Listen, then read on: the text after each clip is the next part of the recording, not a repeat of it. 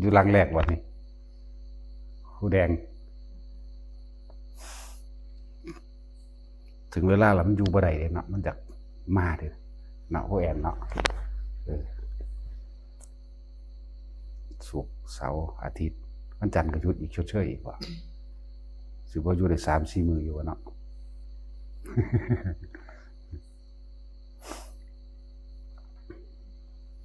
หลานเพียงสั่นล่ะเวลาศรัทธามันกล้าความเพียรมันมีกำลังมันจะเป็นของมันเองสั่นแหละแต่ว่าถ้าคนนั้นที่ว่าได้รู้ธรรมได้เห็นธรรมแล้วมันสิอยู่บ่ได้แต่ว่าบ่แม่นอยู่ยากแบบโลกเด้แบบมันสิหมุนเข้าหาโดดใจมันสิวนอยู่ในอารมณ์อันเป็นกุศลนั่นว่ามันสิเป็นอยู่บ่ได้เฮ็ดอีหยังก็สร้างมันสิอยู่ในฌานในธรรมนั่นแหละ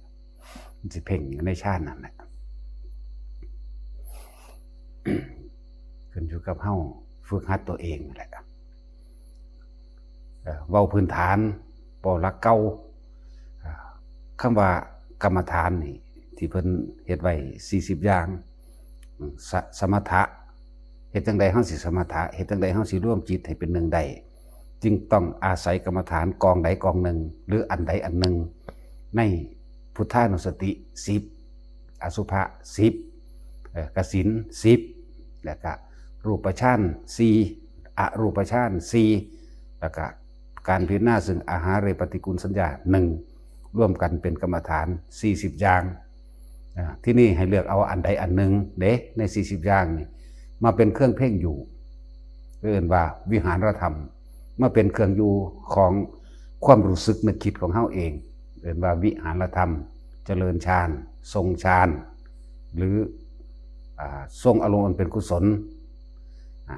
ทั้งเบิดนี่เป็นอันเดียวกันคำว่าทรงอารมณ์อันเป็นกุศลก็เพิ่นเว้าร่วมไว้ก็เลยว่าเอาอันใดอันหนึ่งใน40อย่างบัดนี้คัดเอาที่เฮาพอใจก็คือเพ่งอยู่เพ่งติดไว้ยึดไว้ซะก่อนยึดเป็นหลักของการบ่ส่งกระแสแห่งความคิดออกไปตามโลกตามสิ่งได้ยินได้ฟังตามสิ่งหูที่เห็นเรื่องนั้นเรื่องนี้เพื่อบ่ให้เกิดอารมณ์ความรู้สึกที่พอใจและไม่พอใจเนี่ยสมถกรรมฐานอาศัยฌานเป็นเครื่องเพ่งอยู่ในอันใดอันหนึ่งจิตมีเครื่องอยู่แล้วเฮาก็สิเห็นบัดนี้เห็นหยังเอิ้นว่าวิปัสสนาเห็นความเป็นจริงของทุกสรรพสิ่งทุกชีวิตนะแล้วก็โดยเฉพาะชีวิตเฮาเองว่าเป็นของเกิดขึ้นมาแล้วนี่บ่เที่ยงแท้แน่นอนและร่างกายอันนี้บ่เป็นของเฮาแบบใดบ่อยู่ในอำนาจแห่งการบังคับแบบใดบ่แม่นคิดเอาเลยเด้อทุกคนต้องสร้างกำลังจิตหรือกำลังแห่งสมาธิของเจ้าของให้มันเป็นซะก่อนโดยการเพ่งอยู่ในอารมณ์ใดอารมณ์หนึ่งเอาอันใดอันหนึ่งมาเป็นเครื่องเพ่งคือพวกเฮานั่นอาศัยอานาปานสติอยู่แล้วมันก็ร่วมยังอยู่แล้วเอสามะโควิสุทธิยาอานาปานสตินังเนี่ยหนทางแห่งความบริสุทธิ์เป็นหนทางอันเอกก็คือพิจารณากายในกายแต่ว่าเฮาเอาลมมาเป็นเครื่องอยู่ในกายในกายเป็นหนทางแห่งความบริสุทธิ์อันนี้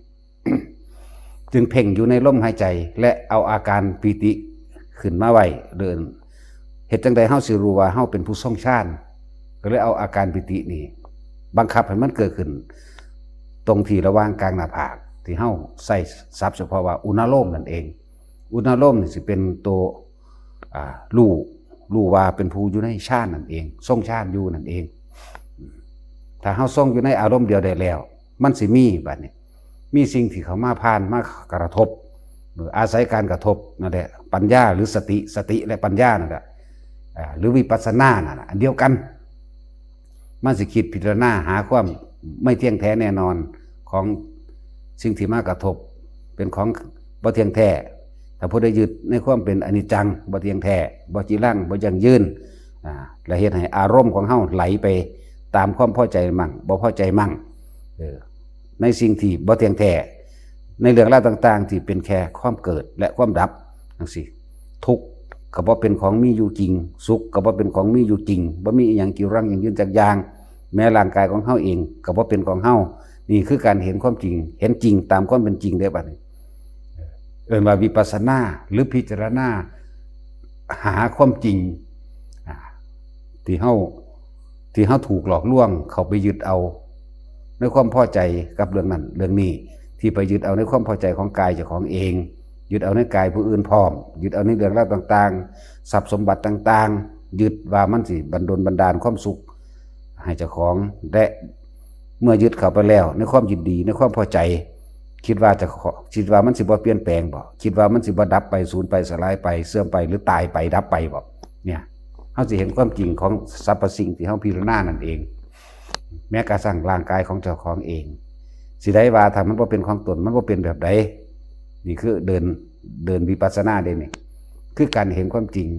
เวลาปวดแขวปวดหัวไข้ป่วยเจ็บนั่นเจ็บนี่แต่ว่ามันเป็นของเจ้าของมันต้องบังคับได้ว่ามึงจะเจ็บไหมมึงจะเจ็บมึงจะปวดหัวมึงจะปวดแขวมึงจะหิวมึงจะปวดท้ายปวดท้องตอนนี้เนี่ยแสดงว่าบ่เป็นของเฮาโอ้มันบ่เป็นแบบนี้เฮาบังคับให้มันเป็นไปตามความรู้สึกในความพอใจเฮาอยากให้มันเป็นแต่ว่ามันบ่เป็นของเฮาเฮาจึงพยายามที่จะบังคับให้มันเป็นเพราะว่าเฮาฝืนธรรมชาติฝืนความจริงของธรรมชาติคือความเกิดแล้วก็ความดับนั่นเด้แต่เฮาบ่ยอมรับมันในความเกิดความแก่ความเจ็บความตายเฮาบ่ยอมรับมันเฮาเลยทุกข์นั่นแหละเมื่อเห็นอนิจจังแล้วยอมรับในอนิจจังแล้วยอมรับในอนัตตาแล้วความทุกข์ก็บ่มีเองการคิดเท่าใดก็บ่รู้สิ่งเหล่านี้นะคิดเท่าไหร่ก็ไม่รู้ต่อให้เมื่อหยุดคิดนั่นแหละจึงรู้แต่ก็ต้องอาศัยการคิดนั่นแหละจึงจะถึงซึ่งความรู้และถึงที่สุดแห่งความปล่อยวางคิดจังใดก็มันก็บ่รู้เด้คำว่ารู้นี่มันต้องรู้เกิดขึ้นจากความรู้สึกจริงๆของเฮาเองเด้จากใจบ่แม่นเอาทฤษฎีมาเมื่อเอาทฤษฎีมาอนิจจังทุกขังอนัตตานี่ผู้ใดก็คิดลงได้คิดแบบใดอันใดก็เกิดขึ้นมามันก็สุดท้ายก็ตายเบิดนั่นแหละแต่ว่าใจของเจ้าของบ่รับนี่นะนี่จึงบอกว่าคิดเท่าใดมันก็บ่รู้ดอกเพราะว่ามันบ่เข้าถึงความรู้สึกแท้ๆบ่เข้าถึงใจแท้ๆคำว่าใจนี่เป็นภาษาสมมุติอันนึงแทนคำว่าความจริงคือธรรมบ่แม่นภาษาพูดไม่ใช่ภาษาเขียนที่ให้คนนั่นเข้าใจโดยการคาดคะเนเอาได้แต่ว่าต้องเข้าถึงในความรู้สึกจริงๆเป็นจริงในตนอันเฮาจึงหาเครื่องยึดเป็นหยังคือจังยึดหยังยึดลมหายใจนั่นแหละเป็นหลักเป็นที่ตั้งเพื่อให้เห็นหยังเห็นความคิดที่เฮาคิดไปเรื่องนั้นเรื่องนี้ไปเรื่อยคนเฮาทุกข์เพราะว่าความคิดได้บัดนี้นะเห็นความคิดเป็นว่ามันเป็นแค่สังขารอันนึงที่คิดไปคิดมาวนไปวนมาก็อยู่อันเก่าอันใดล่ะคิดไปในกิเลสวัดคำว่ากิเลสวัดคือความอยากได้ในวัตถุสิ่งของความอยากได้ในบุคคลพร้อมอยากได้สัตว์เลี้ยงอยากได้บุคคลอยากได้ทรัพย์สมบัติเลือกสวนไร่นาและเครื่องอำนวยความสะดวกต่างๆมาบำรุงหยังอารมณ์ความพอใจนี่เป็นทุกข์อารมณ์ความพอใจ ฉะนั้นถ้าเฮาบ่ถึงคำว่าอารมณ์ความพอใจของเจ้าของใดด้วยการคิดบ่อาจสามารถเข้าถึงได้ฉะนั้นเฮาจึงหาวิธีหยุดความคิดตัวใดตัวหนึ่งไว้ซะก่อนจึงอาศัยการคิดหยังคิดพุทโธนั่นเองเมื่อคิดพุทโธประกอบกันกับลมหายใจความรู้สึกอันนึงเกิดขึ้นในระหว่างกลางหน้าผากหรือเรียกว่าอุเบกขาเวทนานี่แหละสิเป็นตัวยับยั้งชั่งใจให้เฮาคิดนึกนี่แหละจึงบอกว่าก็ต้องอาศัยความคิดนั่นแหละจึงรู้หยังรู้ความเกิดรู้ความดับอันเป็นของจริงอันเกิดกับกายของเฮาเองเกิดกับกายเฮาเองนี่แหละตะกี้เป็นเด็กน้อยใหญ่มาเรื่อยเจ็บไข้ได้ป่วยมาเรื่อยอ๋อมันเป็นแบบนี้นะมันก็ลงในความเห็นตัวนี้บัดนี้มันลงกับความจริงกับกายของเจ้าของเองบ่แม่นมันคิดจินตนาการไปเอาความจริงเข้าใส่กันเลยโดยประสบการณ์จริงของเจ้าของเอง กายบ่เป็นของตนบ่บังคับได้ตะกี้เป็นเด็กน้อยบัดนี้ใหญ่ขึ้นมารุ่นนี้แล้วก่อนที่มาถึงมื้อนี้มีความเจ็บไข้ป่วยแบบนั้นแบบนี้ผมก็โลน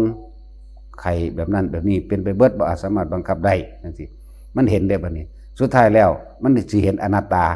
คือปวดแขวถอนแขวทิ่มนะอนัตตาแล้วเด่นอีกอย่างนึงก็คือถ้าดึงเรื่องของนอกออกมาเบิ่งก็คือหลายๆคนที่เฮาเห็นอยู่แล้ว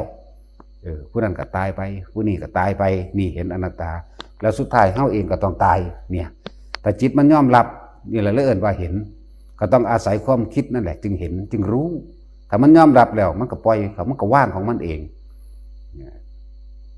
คำเทศน์หลวงปู่ดุลคิดเท่าไหร่ก็ไม่รู้ต่อให้หยุดคิดนั่นแหละจึงรู้แต่ก็อาศัยความคิดนั่นแหละดิบาดนี้เรื่องใดเราเป็นตะงงแต่บ่งงได้จริงๆนะบ่งงดอก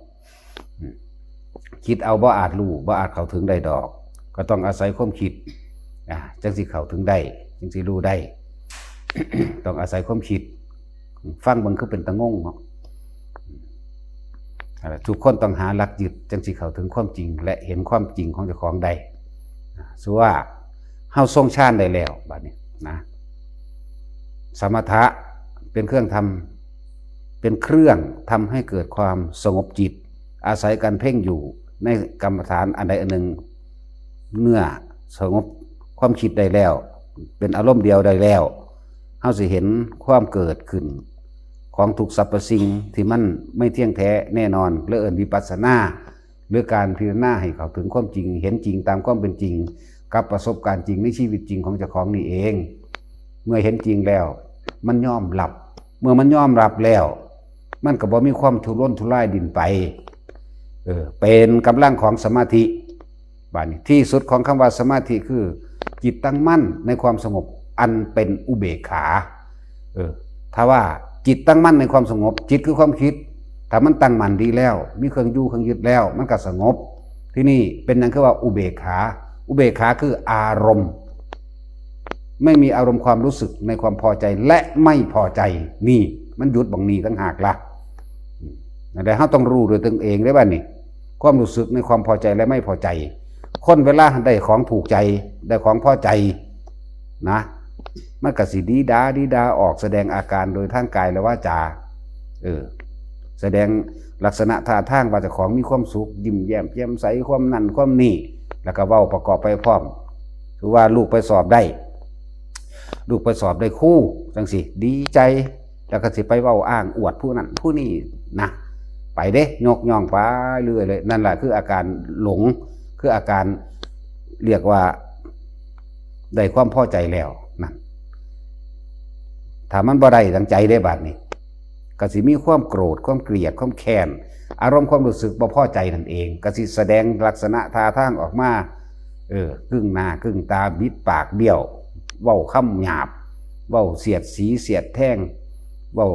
หลายๆอย่างนั่นแหละอารมณ์สองอย่างนี่นะเหตุจังใดเฮาสิรู้ได้เนี่ยนะเฮาจึงอาศัยการเพ่งอยู่ในฌานการเพ่งอยู่ในอารมณ์เดียวซะก่อนคำว่าอารมณ์เดียวนี่ เพื่อสิละอารมณ์ความรู้สึกในความพอใจนั่นแหละเพื่อสิละตัวนี้เด้เรียกว่าเป็นผู้มีสติรู้อยู่คำว่าเป็นผู้มีสติรู้อยู่ในความสงบอันเป็นอุเบกขานี่เรียกว่าสมาธิ3มันก็ลงที่อัปปนาสมาธิเป็นของสูงสุดแล้วในคำว่าอัปปะนี่หาประมาณไม่ได้อัปปนาเนี่ยหน้าก็มาจากคำว่าใจคือเก่านั่นแหละใจของเฮาแหละอัปปนาใจบ่ยึดบ่ติดกับหม่องใดแล้วเรียกว่าว่างหาที่สุดที่ประมาณไม่ได้อัปปมานี่กว้างขวางว่างอย่างยิ่งจิตบ่มีอารมณ์ความรู้สึกในความพอใจและไม่พอใจก็เป็นอันว่าสำเร็จกิจในพุทธศาสนาเรียกว่าบรรลุธรรมเรียกว่าบรรลุธรรมจังซี่แหละจุดหมายอันสูงสุดของเฮาไปตั้งไว้หม้องนี้แหละแต่ว่าก่อนสิถึงหม้องนี้นั่นน่ะหลายคนขาดพื้นฐานเด้ถ้าพื้นฐานบ่ดีบ่มั่นคงมันบ่อาจสามารถสิไปรองรับยอดใหญ่อันสูงสุดได้ดอกรองรับบ่ได้ มันบ่อยู่นี่แหละบอกว่าคนที่เข้าใจว่าเจ้าของเป็นผู้รู้เนี่ยหนึ่งจดจำมาฟังมาจำได้มากพูดได้ดีมีเหตุผลลงตัวได้แต่ความทุกข์ของเจ้าของเนี่ยยังมีอยู่ในหัวใจนี่ยังมีในความรู้สึกอยู่นี่อันนี้แหละเป็นเครื่องวัดจึงบอกว่าคำว่าอุเบกขานี่อารมณ์เด้อารมณ์ว่างเฉยจริงบ่เนี่ยอารมณ์ความรู้สึกนี่ในความพอใจและไม่พอใจนี่ถึงความว่างได้จริงบ่ถึงความเฉยได้จริงบ่เฉยนี่คือบ่มีความรู้สึกนึกคิดยังออกไปอีกแล้วในความพอใจและบ่พอใจจึงบอกว่าอารมณ์ความรู้สึกของแต่ละคนในความพอใจและไม่พอใจนี่พบได้เกิดขึ้นแล้วเฮ็ดจังได๋เฮาสิดับภพดับชาติได้ก็ต้องดับอารมณ์ความรู้สึกนี่แหละแต่ที่เว้าก็คืออาสวะนั่นแหละอาสวะก็คืออารมณ์ความรู้สึกที่คล้องอยู่ถ้าคล้องอยู่ความรู้สึกที่มันเกิดบ่พอใจนั่นแหละพบได้เกิดขึ้นแล้วเกิดแบบนั้นเพราะว่ามันคล้องอยู่เกี่ยวอยู่รั้งอยู่นั่นจมอยู่แม่นเบิดอาสวะขยะของถิ่มทั้งเบิดเลยสิ่งที่สมควรทิ้งเขาเรียกว่าขยะภาษาไทยเฮาเอามาเทียบว่าขยะเป็นของถิ่มก็เอามาจากภาษาบาลีนี่แหละขยะนะถ้ามันมีญาณคือมันท่านแล้วบ่เป็นหยังจึงเรียกว่าอาสวะขยะญาณนี่แปลว่ารู้อารมณ์ความรู้สึกของตัวเองแล้วที่ไม่คล้องอยู่ไม่เกี่ยวไม่ลังไม่จมอยู่รู้แต่เอาความรู้สึกนี่แหละมาเป็นเครื่องวัดเข้าใจบ่ล่ะบัดนี่แหละแปลคำว่าอาสวะขยะญาณแปลแบบนี้แปลออกจากความรู้สึกล้วนบ่ได้แปลโดยตัวหนังสือบ่ได้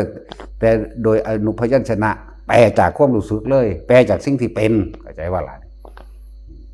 แต่แปลจากตัวหนังสือคือพวกนักกฎหมายนั่นแหละเว้าเรื่องกฎหมายแต่ว่าบ่ได้ตัดสินความผิดความถูกเว้ากันลอยๆแบบนั้นแหละลักษณะนั้นบ่ตลักการหลายคนที่ได้ยินได้ฟังได้อ่านมากแล้วยึดเข้าใจว่าเจ้าของเป็นผู้รู้นะก็เลยเอาความรู้อันนี้ไปหาถกเถียงกันโดยไม่ได้รู้สึกโตเลยว่าอารมณ์ความรู้สึกเวลาที่มีคนขัดแย้งในหลักการที่เจ้าของว่าออกมาแม้นการใส่เหตุผลถูกต้องแต่ว่าความรู้สึกของเจ้าของนี่นะนี่มันบ่เห็นตัวนี้ไหมความรู้สึกที่บ่พอใจเวลาเขาถามเวลาเขาขัดแย้งอันนั้นได้สัตว์เป็นจังไดอันนี้ได้สัตว์เป็นจังไดมันสิสูญขึ้นมาในตัวเองเดี๋ยวมันจะมีอารมณ์โมโหบ่พอใจนั่นแหละอารมณ์ความรู้สึกที่ไม่พอใจบ่มีมันก็สิแสดงตามความคิดเห็นของตนเอาความคิดเห็นของตนเองมาเป็นใหญ่จากการเดินบันทิฏฐุปาทานเอาความคิดเห็นของเจ้าของมาเป็นใหญ่ก่อนทิฏฐุปาทานไหลเข้าสู่ศีรพจตุปาทานจากสิ่งที่เคยได้ยินได้ฟังได้รู้ได้จดจำยกเป็นเหตุผลอ้างเป็นอนุปาทานทั้งหลายยกอ้างสารพัดสารพันแล้วก็อัตตวาทุปาทานคำว่าอัตตวาทุปาทานความรู้สึกนั่นแหละตัวตนที่แท้จริงความรู้สึกที่ยึดมั่นถือมั่นอยู่มีอัตตวาทุแล้วกล่าวออกมาด้วยวาจากับสิ่งที่ตัวเองยึดมั่นถือมั่นนี่เรียกว่าอัตตวาทุปาทานตามความยินดีพอใจของตนเรียกว่ากามุปาทานนี่อุปทานสี่นี่ระวังดีๆผู้ที่เข้าใจว่าเจ้าของรู้นะ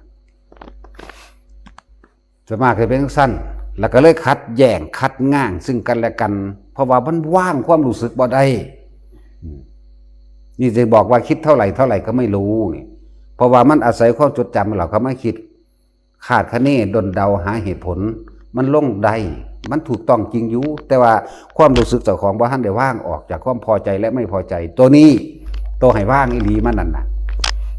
เฮาบ่ได้เว้าตามตัวหนังสือแต่ว่าเฮาก็ต้องอาศัยหนังสือจักก็เว้าไปตามสิ่งที่เป็นเว้าไปตามประสบการณ์เว้าไปตามความรู้สึกอันนี้บ่ได้เว้าให้เชื่อแต่ว่าพูดให้ฟังผู้ใดก็มีความรู้สึกตัวคืออีปลาเนี่ยกัดเข้าสู่มือแม่นบ่ล่ะศูนย์อยู่ว่าซั่นแน่บ่ได้บ่ต้องเว้าตามตัวหนังสือก็ได้เนาะแต่ว่าศูนย์มึงหูจักคือแม่นบ่เขาไปสะบัดผ่าซื่อๆก็ว่านั่นเบิ่งรู้มันเฮ็ดใส่กูว่ะคุณดีธรรมดาบ่ไปตัดสินเขามันหูจักฮอดความคิดเขาที่ไหนบ่แม่นเด้ความคิดมันเองจักว่าความคิดมันเองเขามาสาดน้ำลงไปในอันท่อน้ำทิ่มก็ว่าเขามาสาดน้ำเส้นทางหน้าบ้านกูก็ว่าเนี่ยมันเป็นจังซี่เด้ เบิ่งดูให้มันเฮ็ดนะนั่นแหละแต่ของคิดเอาเองได้ล่ะนั่นแหละทิฏฐุปาทานเอาความคิดแต่ของเป็นใหญ่โดยการไปยืนยันตัดสินเขาว่าเขาเฮ็ดจังซั่นจังซั่นจังซั่นเนาะตามอำเภอใจเจ้าของตามความรู้สึกเจ้าของเพราะว่ามันศูนย์มันเคยผิดกันมาแล้วนะมันเลยปรุงแต่งต่อเอาอันเก่านั่นแหละอัตตวัตถุศีลพจน์ตุปาทานมันเคยผิดกันมาแล้วเรียกว่าเขาเป็นคนแบบนั้นแบบนั้นแบบนั้นนี่เห็นว่านี่แหละศีลพจน์ตุปาทานไปดึงเรื่องของเขาว่าเขาเป็นนักสัตว์นักสี่หูจักเขาดีว่าดี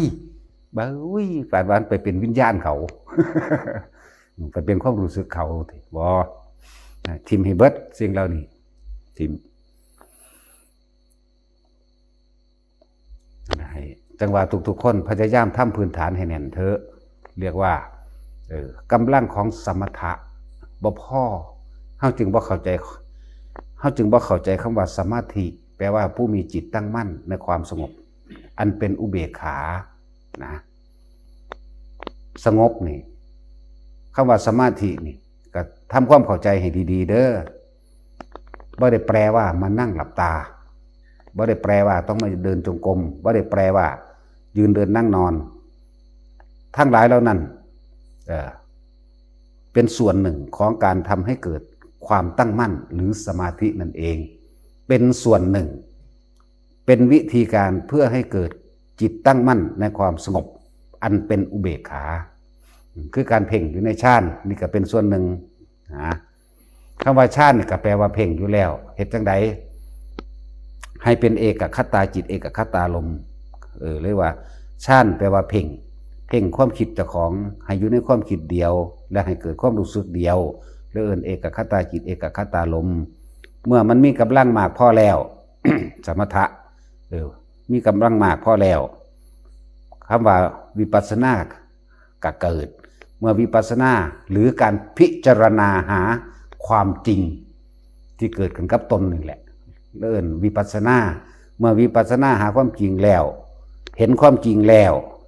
ยกตัวอย่างคำว่าจริงนี่คือจริงจากกายของเจ้าของเองกายนี่บ่เป็นของตนเพราะว่าบ่อยู่ในอำนาจใจเฮาบังคับอยากให้มันเป็นบ่ได้อยู่ในอำนาจความพอใจของเฮาที่เฮาอยากให้มันเป็นบ่มีผู้ใด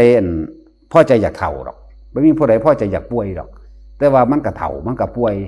มันก็เจ็บมันก็ปวดมันก็หิวมันก็ร้อนมันก็หนาวบาดเห็นความจริงแล้วคำว่าวิปัสสนานี่พิจารณาแล้วโอ้มันบ่เป็นของเฮาอีหลีเนาะเนี่ยมันก็บ่ยึดมั่นถือมั่นได้บัดในเรื่องของกายนี่และสุดท้ายแล้วก็ตายเนี่ยผู้ใดก็เกิดมาตายเฮาก็เคยเห็นหมูหมากาไก่ตายมาแล้วญาติพี่น้องทั้งหลายหมู่พวกเดียวกันก็เห็นตายมาแล้วคนเกิดก่อนคนเกิดหลังก็สร้างเกิดพร้อมก็สร้าง ตายเบิดนี่หว่านั่นสุดท้ายกูก็ต้องตายเนี่ยมันมาหนีได้บัดเนี่ยมันเลยยอมรับเมื่อมันยอมรับแล้วมันสิบ่ฝืนมันบ่ฝืนแล้วก็เป็นคนบ่ไปเรื่องมากอีกบ่ไปเรื่องมากเวลามีผู้นั้นผู้นี้มาขัดแย้งในความคิดเห็นอย่างต่างๆอันใดพอปล่อยก็ปล่อยไปเลยอันใดที่บ่เฮ็ดให้เฮาเสียชีวิตหรือทรัพย์สินเนี่ยหรือเสียสื่อเสียงหรือหยังก็แล้วแต่เถอะ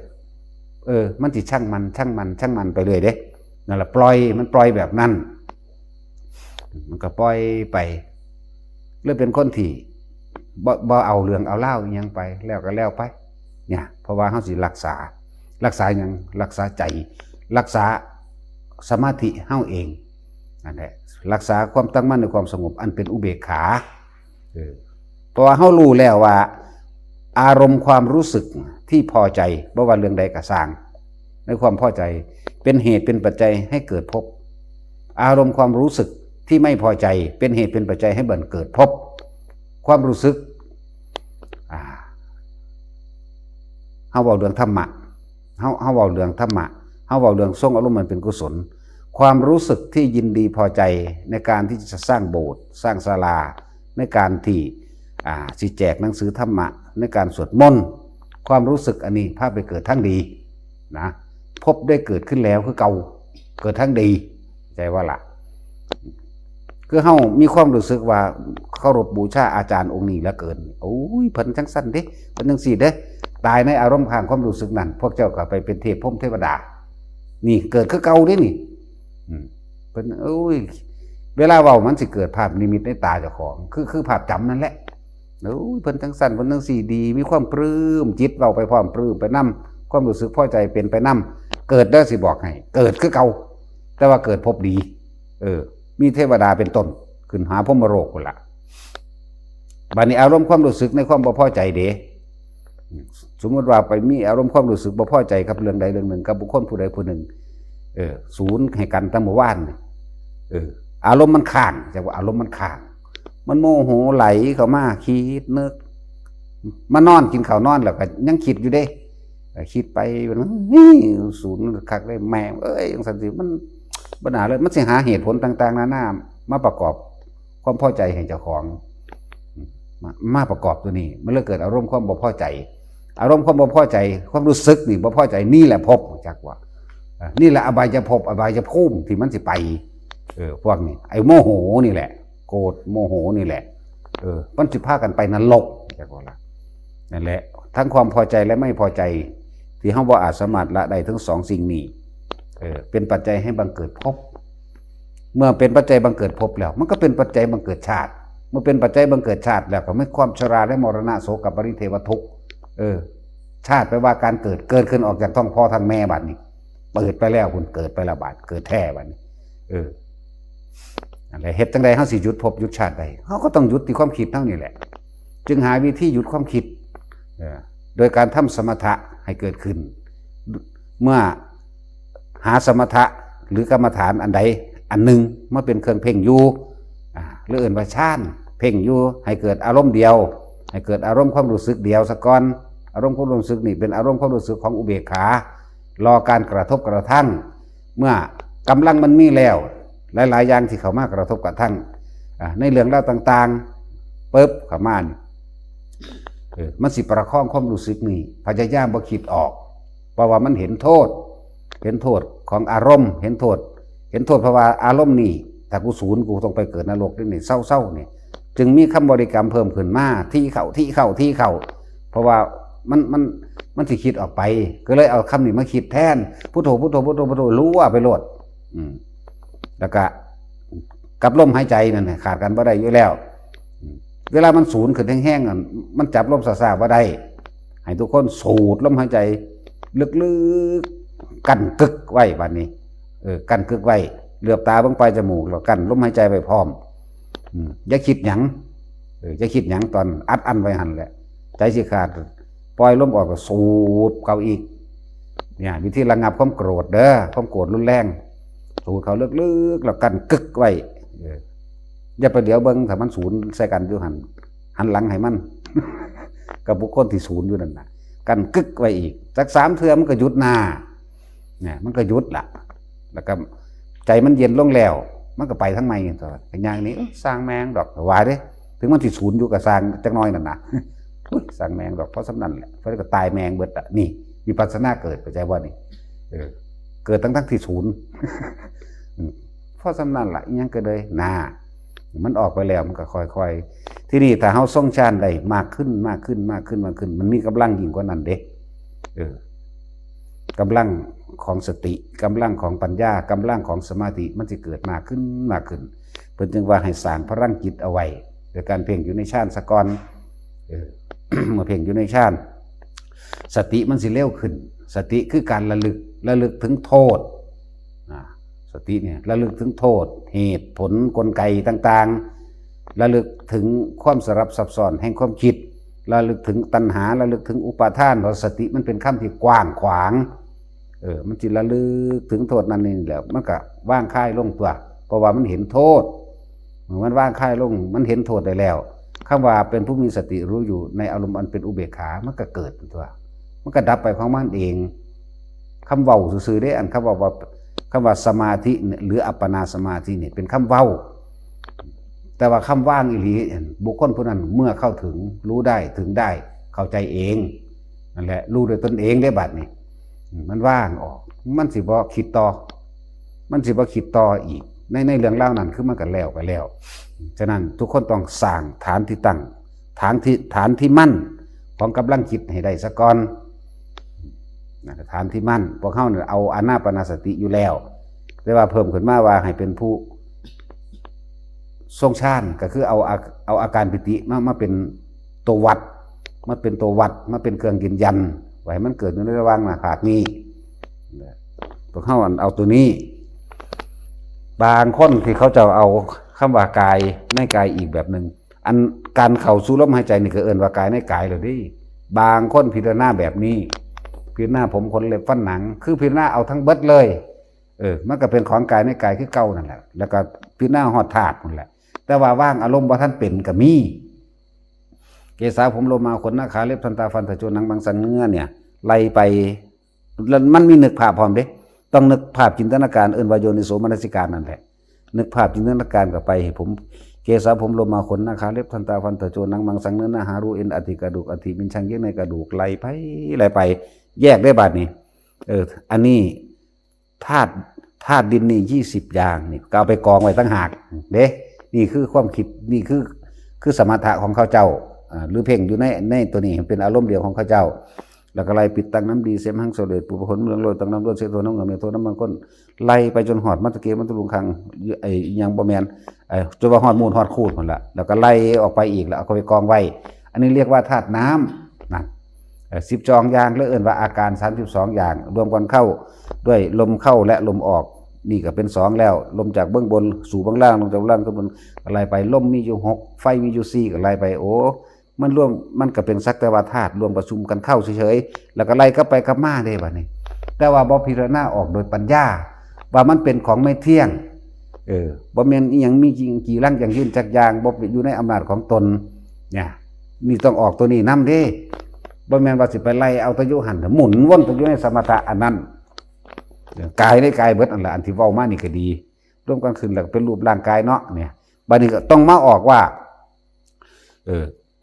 กายนี่ก็บ่เป็นของตนบ่อาจสามารถจะบังคับเป็นของตนสักแต่ว่าธาตุทั้ง4สิรวมกันเข้าในสุดท้ายแล้วก็ต้องตายกันในสุดท้ายแล้วก็ต้องเสื่อมสลายไปไม่ว่ากายใครกายเราเนี่ยบัดนี้ก็ไหลเข้ามาสู่เวทนานำนั่นเลยหรือบ่พิจารณาเวทนาเลยพิจารณากายแล้วเวทนาบ่พิจารณาความรู้สึก3อย่างสุขเวทนาทุกขเวทนาและอุเบกขาเวทนานี่คนเฮานี่เป็นหยังคือทุกข์คนเฮาเป็นหยังคือทุกข์โอ้เพราะว่ามันปรารถนาความสุขเนาะปรารถนาความยินดีปรารถนาความพอใจในการขนขวายเวลามันบ่ได้ดังใจว่าได้พอใจมันก็ทุกข์กันตัวนั่นถ้าว่าอุเบกขาเวทนานี่บ่หากันเนี่ยคนเฮาสิแล่นไประหว่างสุขเวทนากับทุกขเวทนาแต่ว่าอุเบกขาเวทนาบ่หากันเนี่ยมันก็เลยจิตบ่มีกำลังในระดับนั้นอีกอันนึงที่นี่ในคำว่านั่นบ่ลงใจว่าบ่อาจสามารถบังคับได้บัดนี้เวลาเจ็บไข้ได้ป่วยมานี่โอดโอยเด้นี่คือบ่เข้าบ่เดินวิปัสสนาหรือบ่พิจารณาให้มันเป็นอนิจจังทุกขังอนัตตาเนี่ยกายพิจารณาเป็นอยู่แต่ว่าบ่ออกปัญญาหรือวิปัสสนานี่แหละบ่ออกปัญญาโดยเวทนานี่แหละสุขก็บ่สุขยุงสั่นทุกข์ก็บ่ทุกข์ยุงสั่นเนี่ยอุเบกขาก็บ่หาจักเทื่อเนี่ยบ่ออกความรู้สึกต่างๆนานาสุดท้ายแล้วคนเฮามันมายึดแค่อารมณ์ความรู้สึกนี่เองนั่นนี่ล่ะเวทนามันมายึดเอาอารมณ์ความรู้สึกบัดนี้ความรู้สึกถ้าว่าคนที่พิจารณาในกายหมุนไปเวียนมาอยู่เวลาเจ็บไข้ได้ป่วยกันโอ้ยปวดแม่มึงแท้นี่นะมันเป็นหยังจังบ่ละงับดับด้วยวิธีหามหม่องใดเป็นหม่องอยู่หม่องหนึ่งเอิ้นว่าวิหารธรรมหรือเพ่งอยู่ในฌานเพื่อระงับดับเวทนาถ้าคนที่เขาเจ้าได้ฌาน4อยู่แล้วเขาเข้าดับเลยดับสัญญาและเวทนาตัวนี้หายไปเลยบ่มีหยังจักอย่างบ่มีตัวบ่มีตนบ่มีหยังเลยนั่นวิธีดับมันถ้ามันได้กำลังดีแล้วมันออกมาเองของมันแล้วก็พิจารณาซึ่งวิปัสสนาล่ะแล้วมันก็สิเห็นว่าถ้าเฮาบ่ยึดในความเป็นอนิจจังในความเป็นอนัตตาทุกข์ก็บ่มาได้ถ้าบ่หยุดในอารมณ์ในเวทนาตัวนี้แล้วบ่อารมณ์แล้วก็อาศัยความคิดนั่นแหละอาศัยจิตนั่นแหละหลังจากออกมาจากอัปปนาสมาธิหรือฌาน4หลังจากออกมาฌาน4ซะแล้วเอาไว้ที่หลังอัปปนานี่ออกมาจากฌาน4แล้วจิตสิมีกำลังมากมันสิมีกำลังมากความเจ็บปวดนั่นมันก็หายไปแล้วที่นี่ใส่ปัญญาคิดเลยบัดนี้คิดพิจารณาไปถึงความบ่เที่ยงแท้แน่นอนถึงความเป็นอนิจจังถึงความเป็นทุกข์ถึงความเป็นอนัตตาถึงของสรรพสิ่งสรรพสัตว์ทั้งหลายในโลกเนี่ยคิดไปมันว่างไหลมันโล่งใจ มันบ่โอดโอยมันบ่อะไรมันบ่อาวรณ์นำความรู้สึกเจ็บปวดอันนั้นอันนี้แล้วปุ๊บมันบ่มีแล้วมันก็บ่ย่านตายพร้อมแล้วก็บ่ย่านหยังอีกนะนั่นแหละมันเป็นผู้มีสติรู้อยู่ในอารมณ์อันเป็นอุเบกขามันเป็นแบบนั้นนั่นแหละคือถึงที่สุดแห่งอัปปนาสมาธิอัปปนาสมาธินี่เฮาหมายเอาบ่แม่นว่าเฮาเข้าฌาน4เด้ตัวนี้เป็นผู้มีสติรู้อยู่นะในอารมณ์อันเป็นอุเบกขามันบ่คิดไปบ้านนี้ปวดกับปวดตะกายบ่ได้โอดโอยใจนี่บ่โอดโอยแล้วว่างนี่คือความว่างบ่โอดโอยปวดก็รู้อยู่หายามาระงับเรียกว่าบ่อาลัยอาวรณ์นะบ่อาลัยอาวรณ์บ่เว้าบ่จมให้ผู้นั้นจมให้ผู้นี้หายามาแก้ปวดถ้ามันบ่เศร้าปวดก็เข้าชั้น4กลับไปกลับมาสารไปสารมาอยู่พอสำนีนะวิธีของเขาเจ้ามันมีอยู่แบบนี้บัดนี้ให้ถามความรู้สึกของเจ้าของผู้ที่ว่าเอาร่างกายนี่เป็นเครื่องอยู่หรือเป็นสมถะนั่นเองเอาร่างกายนี่หรือกายในกายโดยอันที่ไล่ไปเมื่อกี้เนี่ยนะคือบ่เบิ่งความรู้สึกของเจ้าของแน่ว่ายังย่านตายอยู่บ่ให้เอาความรู้สึกเทียบเด้บ่แม่นเอาความคิดเอาว่าไผก็ตายแมงเบิดแหละกูบ่เงิดดอกแต่ว่าความรู้สึกเจ้าของยังย่านอยู่นี่นะนี่เด้ตัวละมันแท้ๆเนี่ยละความรู้สึกนี่เด้ยังมีความพึงพอใจอยู่ได้อันพวกที่ว่าย่านอยู่นั่นน่ะพึงพอใจที่สิเกิดนั่นแหละนั่นแหละแต่ว่านี่คือให้มันเห็นความรู้สึกเจ้าของเด้การปฏิบัติทั้งเบิดคือการละความรู้สึกหรืออาสวะอารมณ์อันคล้องอยู่อาสวะขยะเนี่ยอาสวะขยะถ้าละได้คือเรียกว่าญาณมันรู้เท่าทันแล้วมันเลยบ่ปรุงแต่งต่อมันก็หยุดคิด ให้เดินตัวนี้ตั้งหากที่สุดของคำว่าอัปปนาสมาธินั่นเป็นผู้มีสติรู้อยู่ในความสงบอันว่างเปล่ากับแมนอุเบกขากับแมนนั่นแหละความหมายของคำว่าสมาธิแท้จริงแล้วมันบ่รู้แมนต้องมานั่งหลับตานะแล้วเดินจงกรมเดินเห็ดอย่างถ้าว่าเดินหาความสงบนะกับสมาธิบ่ล่ะให้ทุกคนเข้าใจหลักการหรือวิชาการอันนี้ให้ดีมันจังสิบ่สับสนมันจังบ่งง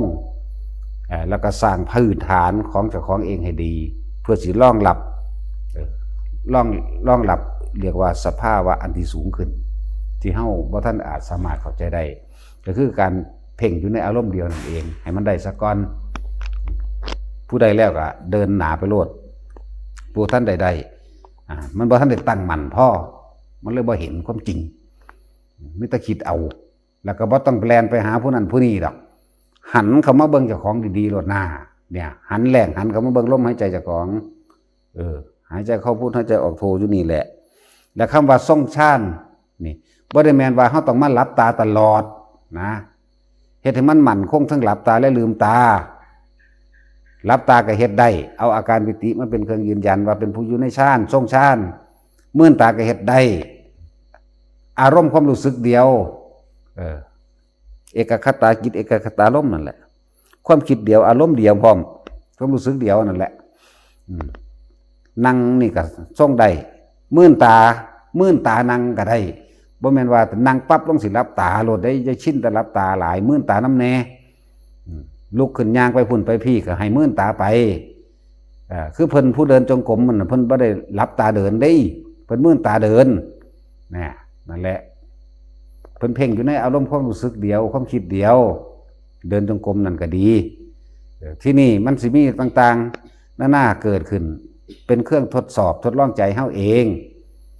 แสงสว่างเกิดขึ้นก็มีพวกเดินจงกรมนั่นน่ะบ่ได้ว่าถ้าเดินจงกรมแบบอยู่ในทางจงกรมผู้ทรงฌานอยู่แล้วทุกกิริยาอาการบ่ว่าเพิ่นสิไปบิณฑบาตบ่ว่าเพิ่นสิเดินไปตามป่าตามหยังก็แล้วแต่สิมีสิ่งหนึ่งสิอุบัติขึ้นเป็นเครื่องทดสอบใจว่าเฮาสิตั้งมั่นในความสงบอันเป็นอุเบกขาจริงบ่แสงสว่างเกิดขึ้นได้ทั้งกลางวันและกลางคืนเกิดขึ้นได้ทั้งนั้นกลางคืนก็แจ้งจ้ามาเลยเห็นหุงบัดทิกเฮาสิส่งจิตออกนอกบ่คือเอาความคิดไปเพ่งข้างในนั่นมันออกแล้วเห็นบ่ล่ะออกจากฌานแล้วออกจากความตั้งมั่นจากความสงบแล้วเด้นั่นน่ะตอนนั้นน่ะ เมื่อเฮาไปคิดไปเห็นแสงสว่างจ้าอยู่จังซั่นมันสิคิดว่าแสงหยังอีหยังนอเป็นนั่นเป็นนี่ออกไปไกลแล้วแต่ว่าอีหยังนอเป็นนั่นเป็นนี่นั่นบ่แม่นแค่แต่ว่าแสงสว่างแบบนั้นบ่แม่นแต่ว่าแสงขาวที่แจ้งประกายพฤกษ์เขียวก็มีแดงก็มีเหลืองก็มีหงจางปางเบิดปลาก็มีแล้วเฮาสิเข้าใจดอกแต่เฮาตั้งมั่นอีหลีแท้คำว่าสักแต่ว่าเห็นนี่เฮาสิเข้าใจเองนั่นทั้งเข้าใจทั้งเข้าถึงพร้อมมันถึงใจพร้อมบัดอ๋อเป็นแบบนี้เองนี่เฮาบ่คิดออกความย่านเลยบ่มีความบ่ย่านก็บ่มีกล้าก็ไม่กล้ากลัวก็ไม่กลัวมีแต่เห็นอยู่บ่แม่นแค่นั้นบัดนี้เสียงพร้อมเสียงค่อยๆก็ตามเสียงหยังก็สร้างที่เฮาว่าบางที่อันเสียงแค่ว่าอันยังล่ะแค่ใบไม้ใบขามนี่ไปตกใส่สังกะสีเนี่ยมันเปิงบักแห้งคนเด้ช่วงนั้นมันสงบจักว่าล่ะมันสงบมันก็เลยดังแห้งก็เลยคิดไปออกไปแล้วคิดออกไปแล้วบัดนี้เสียงผีเสียงนั่นเสียงนี่ไปได้บัดนี้ไปแล้วเนี่ยก็เลยอยู่ในความสงบอันเป็นอุเบกขาเสียงกลิ่นเหม็นมั่งหอมมั่งได้กินธูปกินเทียนมั่งได้กินดอกไม้มั่งได้กินเนาซากศพซากผีมั่งถ้าคิดออกไปปั๊บเกิดอารมณ์ความรู้สึกเด้อฉะนั้นต้องตั้งมันอยู่ในนี่แหละอยู่ในชาติเขาเองสักก่อนเฮ็ดไปบ่แม่นธรรมดาเด้อันพวกนี้พวกทรงชาติเห็นได้นี่บ่แม่นไปนั่งแค่ว่าพวกที่เข้าใจว่านั่งสมาธินั่นเห็นนั่นเห็นนี่มันรับฝันได้นั่นมันฝันได้อันนั้นน่ะแต่เห็นแท้ๆมันบ่ฝันได้สิบอกให้พวกอันนั้นน่ะเป็นผู้มีสติรู้อยู่ตลอดเด้อันนี้มันสิว่าจังใดก็สร้างมันเห็นตั้งที่เฮามีสติตลอดสัพพัญญะทั้งสติทั้งสัมปชัญญะเป็นหนึ่งตลอดเด้เห็นก็เห็นแบบมีสติสัพพัญญะตลอดบ่ไม่เห็นแบบฝันหลายคนที่เอามาเว้าให้ฟังน่ะมันฝันทั้งนั้นแหละฝันแล้วก็เชื่อฝันพร้อมพูดนะธรรมดาบอกไปเห็นสวรรค์วิมานนั้นนี่ไปเห็นพระพุทธเจ้าแบบนั้นแบบนี้มาสอนคุณดีบ่ธรรมดาดิของเฮามาเป็นฝันเด้บัดนี้แม้นสิรับตาเห็นแบบนั้นสติสัมปชัญญะรู้สึกโตบัดทุกอย่างเนี่ยบัดนี้เฮาเมื่นตาอยู่แท้ๆเฮาก็เห็นบัดนี้ปุ่นร้อยองค์ลงมาจากทั้งฟ้าแล้วลงมาแล้วแสดงธรรมบัดนี้ที่แรกฟังซื่อๆเด้ฟังไปเทียบไปออกนอกแนวแล้วก็เป็นอันว่าบ่สนใจเท่านั้นบ่ท่านได้เว้ามันสิหลายที่จริงมันหลายกว่านั้นเดี๋ยวกับพุทธเจ้าองค์นั้นนี่ธรรมดาบ่มาแสดงองค์นั้นแสดงแล้วองค์นี้มารับรององค์ที่2มารับรององค์ที่3มาเพิ่มให้แน่นเข้าองค์ที่4มาออกจากหลักธรรมนั่นมันไปจังซั่นเด้บ่ธรรมดาเด้อันนี้บ่แม่นนั่งฝันบ่แม่นนั่งหลับตาเด้นี่มื่นตาอยู่ดีๆนี่แหละมีการเว้ากันได้พร้อมพุ่นเลยธรรมดาบ่ขนาดนั้นเพิ่นยังบ่ทันได้ให้เชื่อเด้เนี่ยออกไปแล้วถ้าเฮาไปเว้านำน่ะเนี่ยเฮาก็เผลอไปคือกันเป็นการฝึกตะกี้อันนั้นล่ะพระเจ้าข้าดีธรรมดาได้เว้าผู้เดียวนั่นแหละผู้อื่นบ่เห็นนำเฮาดอกถ้าคนไปเห็นในป่าเขาก็บักบานแล้วอย่างนั้นแต่แม่นบ่พระเจ้าข้าผู้เดียวบ่มีใครเห็นนำแต่ของเลยแต่ของเห็นอยู่ผู้เดียวนั่นแหละหลายๆอย่างที่พวกเฮาบ่ทันได้ถึงขั้นนั้นดอกนะเป็นพวกฟังอยู่เดี๋ยวนี้ก็สร้างละบ่ทันฮอดหันดอก